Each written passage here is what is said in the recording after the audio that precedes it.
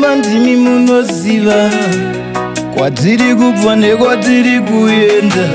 Rima ringakura sedziva, hapana parakabereka chiedza. Pano ndiri mupfuri wenzira, ndine kwandiri kuenda. Kudenga kumusa endo kumusa, nekai ndouya kuri nekuti muri chiedza. Isena mambo wangu mondivhenekera nzira Baba, ndati muri chiedza. Kristu mambo wangu mondivhenekera pandinofamba. Imi muri chiedza, mambo naise wangu mondivhenekera nzira Baba, ndati muri chiedza. Kristu mambo wangu mondivhenekera pandinofamba. Vhenekai Mwari, vhenekai pandinofambira Baba. Chengetai mwana, chengetai ndisakanganwe kwandakabva. Vhenekai Mwari, vhenekai pandinofambira Baba. Chengetai mwana, chengetai ndisakanganwe kwandakabva. Ndisanyengedzwe nenyika ndondwenyasha Samaria.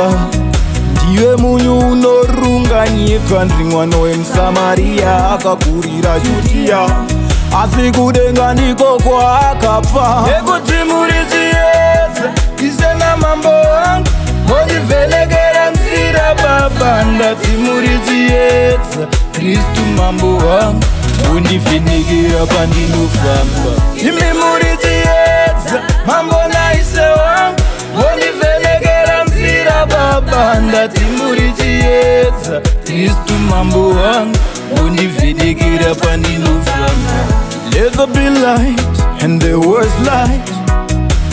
Christ, you're the light of the world. Was once an outcast, but when I found this light, I was turned into a child of God.